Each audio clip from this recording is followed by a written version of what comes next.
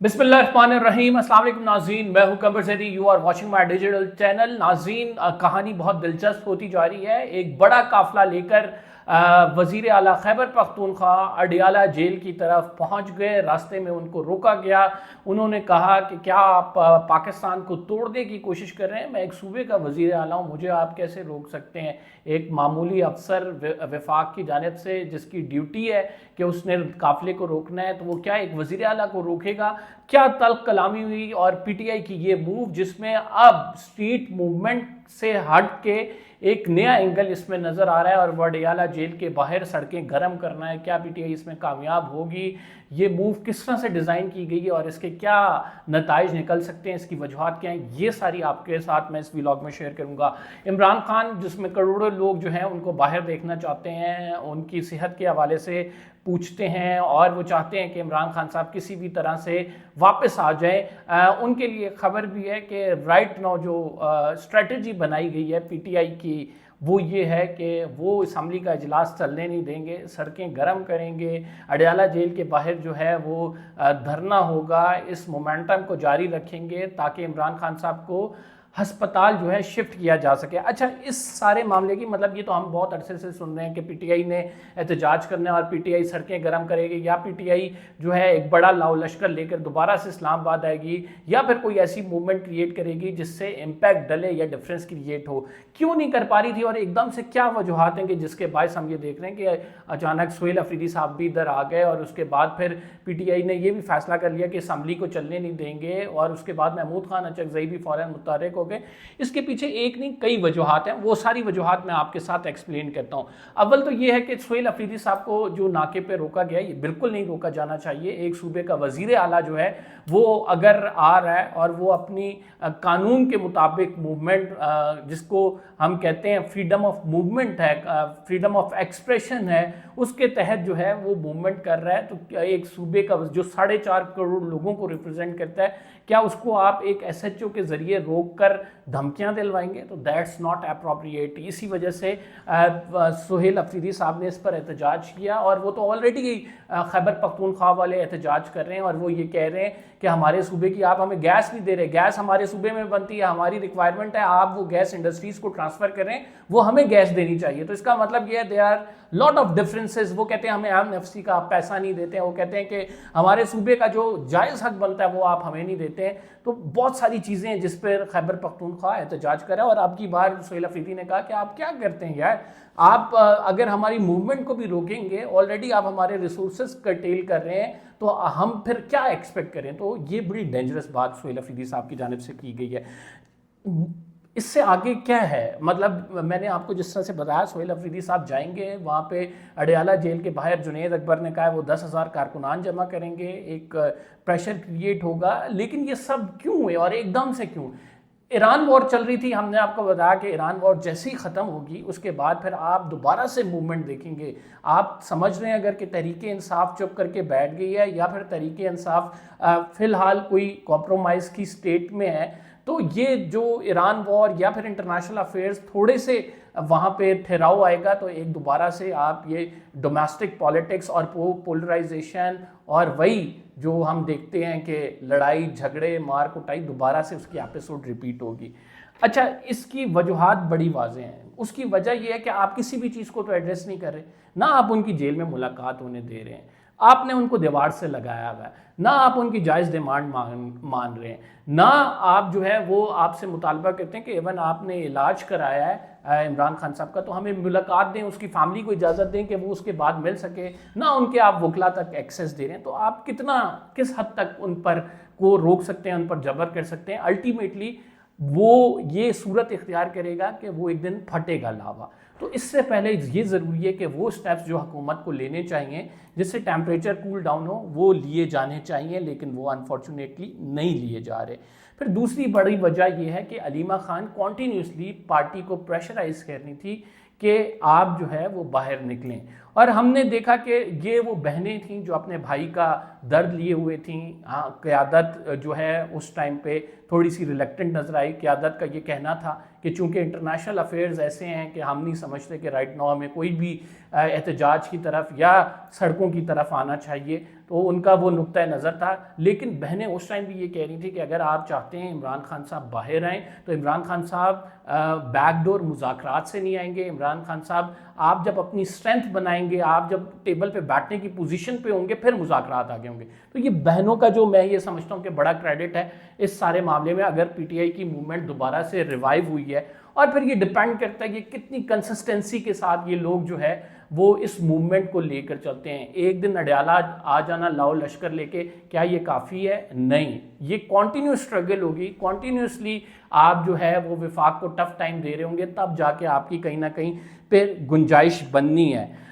फिर नाज़रीन इसमें एक और बड़ा नुक्ता ये भी है कि 28वीं तरमीम आ रही है, और 28वीं तरमीम के हवाले से जो है ऑलरेडी एक विफाक पे प्रेशर है। पीपल्स पार्टी को एनएफसी या सूबे जो हैं उनके हवाले से उनसे बात की जाएगी। तो ऑलरेडी एक और साइड ऑफ पिक्चर दिखाई जा रही है कि देखें इमरान खान साहब भी ऑन कार्ड्स मौजूद हैं, उनकी पॉपुलैरिटी भी है, वो जो है वो डिफरेंस भी क्रिएट कर सकते हैं। तो इमरान खान साहब की ऑप्शन जो है वो टेबल से ख़त्म नहीं हुई। तो जब इन पार्टीज़ को वो पिक्चर दिखाते हैं तो ये पार्टीज़ फिर वो मरते क्या ना करते वाली बात है कि वो जो है कुछ ना कुछ करती हैं, जो डिस्प्लिन की गोली पे आ जाती हैं कि ठीक है चलें ये आप कर लें ये ना करें। तो एक इसका एस्पेक्ट जो है वो ये पॉसिबल है, ये मेरा अपना एनालिसिस है कि ये एक एस्पेक्ट भी हो सकता है। तीसरी चीज़ जो है इसमें जो नाज़रीन 28वीं तरमीम है, इसमें जो वोटर्स की एज है, आप वोटर्स की एज 25 साल ना करें, 40 साल कर दें, लेकिन आप फ्री एंड फेयर इलेक्शन अभी भी कराएंगे तो आप, मैं यकीन से कह सकता हूं कि उन 40 साला अफराद जिसको जो शऊर के अपने बुलंद तरीन सतह पर होंगे, जो एक मेच्योरिटी के ऐसे लेवल पे होंगे जो आप अचीव करना चाहते हैं 25 साल तक, उनकी एज बढ़ा के वो भी इमरान खान साहब को वोट करेंगे। उसकी वजूहत बड़ी वाज़ेह हैं। आपने मईशत में परफॉर्म नहीं किया, लोगों को अल्टीमेटली जो है वो फैसिनेट बड़ी हमें करती है कि हमारी जो है वो डिप्लोमेटिक एफर्ट्स बहुत अच्छी हैं, बैनुल अक़वामी सतह पर पाकिस्तान का नाम रोशन किया है, लेकिन ultimately they are concerned about their bread and butter. और इस वजह से जो है जब आपने परफॉर्म नहीं किया, जब आपने अपने अखराजात नहीं कम किए हैं, जब आप वही अयाशियों में पड़े रहे हैं, तो आप कैसे एक्सपेक्ट करते हैं कि आम वोटर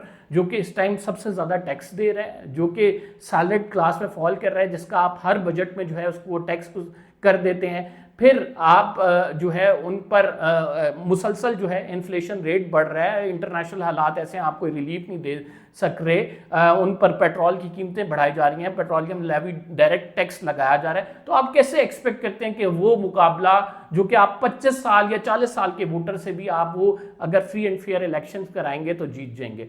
और ये फिर हमेशा नहीं होता कि आप ये कहें कि जो है हम स्टैब्लिशमेंट से डील करेंगे तो हरा हुआ इलेक्शन दोबारा से जीत के आ जाएंगे।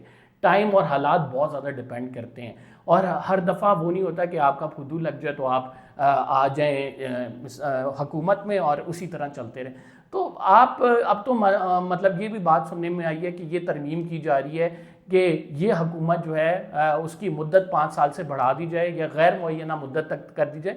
तो ये आप फॉर द टाइम बीइंग हो सकता है, माइट बी पॉसिबल, आपको लग रहा हो कि ये बहुत ज़बरदस्त है, लेकिन प्रैक्टिकली स्पीकिंग कि जिस तरह से प्रेशर बढ़ रहा है आवाम का, आप रिलीफ कुछ नहीं दे रहे हैं, तो ये चीज़ें जो हैं आपके ये सारे हथकंडे जो हैं वो फेल हो जाएंगे। खल्क़े खुदा के आगे कौन ठहरता है, ये कौन बोलता है? तो ये तो हम सब को चीज़ें पता है जो कि हम रिपीट कर रहे हैं, आपको बता रहे हैं कि सर ऐसे करेंगे पाकिस्तान को आप तबाही की तरफ लेके जाएंगे, इसका हल कोई नहीं निकलेगा, और अल्टीमेटली उसका नुकसान आपको भी है और हमें भी नुकसान है।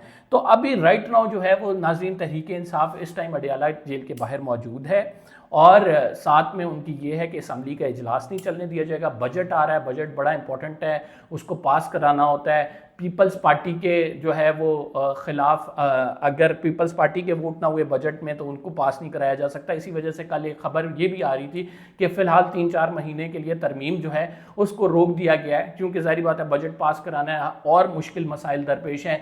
ईरान वाली वॉर का भी देखें तो ईरान के हवाले से डोनाल्ड ट्रंप का ट्वीट आया कि वो ईरान पर हमला करने लगे, लेकिन सऊदी अरब कतर की वजह से वो उस हमले को फ़िलहाल पोस्टपोन कर दिया गया है। तो हालात ऐसे नहीं है कि राइट नाउ आप हर जगह पे पंगा लें, इस वजह से ये मामला थोड़ा सा ठहर गया हुआ है। लेकिन आज नहीं तो कल ये 28वीं तरमीम तो आनी है, बिकॉज दे कंसिडर्ड कि हमने नए सूबों की जानिब भी जाना है, हमने NFC अवार्ड में कटौती भी करनी है, हमने विफाक का बजट भी बढ़ाना है। ये सारी चीज़ें जो हैं वो एड्रेस करना चाहते हैं और उसके लिए आर्म ट्विस्टिंग फिर इस्तेमाल होती है। कभी किसी का बाजू मरोड़ के कहा जाता है कि अच्छा अगर ये नहीं करेंगे तो नैब केसेस आप पर खुल जाएंगे, अगर ये नहीं करेंगे तो जो है इसके मुकाबले में आपको ये खमियाजा भुगतना होगा। तो ये सारी चीज़ें की जाती हैं। अब PTI कब तक जो है वो अपना लोहा मनवा सकती है? PTI अगर ये प्रेशर रखे तो अपना लोहा मनवा सकती है। PTI एटलीस्ट इस काबिल हो सकती है कि वो एक बड़ी तहरीक का ऐलान करे, इस्टेब्लिशमेंट कहे कि आएँ आप हमारे साथ बैठें, ये टाइम नहीं है आप इतना बड़ा एहतजाज करेंगे, इतने लोगों को दोबारा से इस्लामाबाद लेके आएंगे, क्या चाहते हैं आप? तो टेबल पे बैठने का यही रास्ता होता है कि आप पहले प्रेशर तो वो बनाएं, अपनी वो वैल्यू तो बनाएं कि आप टेबल पे जाकर बैठें, फिर उसके बाद टेबल पे बैठ के बातचीत ले और दे होती है। तो ये तहरीक इंसाफ को करना पड़ेगा कि तहरीक इंसाफ जो है वो एक ऐसा प्रेशर बनाने में कामयाब हो जाए जिसके बायस जिस तरह से इमरान खान साहब की बहनें कह रही हैं कि सिर्फ उसी तरह से हम इमरान खान साहब को निकालने में कामयाब होंगे। मेरा ख्याल से तहरीक इंसाफ के पास कोई स्ट्रेटजी थी नहीं जो कि वो एक ऐसी स्ट्रेटजी होती, वरना तो अभी तक इमरान खान साहब बाहर होते। तो स्ट्रेटजी का फुकदान की वजह से ये सारी सूरत हाल है। और लेट्स सी अब अगर इस तरफ मामला जा रहे हैं कि इमरान खान साहब को निकालने की बातें हो रही हैं या इमरान खान साहब को जो है वो रिलीफ देने या उनको अस्पताल पहुँचाने की बातें हो रही हैं, तो ये किस हद तक कारगर साबित होती हैं? क्या ये भी कुछ दिन की महज मूवमेंट होगी और उसके बाद एक मुकम्मल खामोशी होगी? आने वाला वक्त बताएगा। फिलहाल के लिए इतनी कंपलसरी को इजाज़त दीजिए, अगले व्लॉग में आपसे मुलाकात होगी। अल्लाह ने के बाद चैनल सब्सक्राइब नहीं किया, सब्सक्राइब ज़रूर कर लें।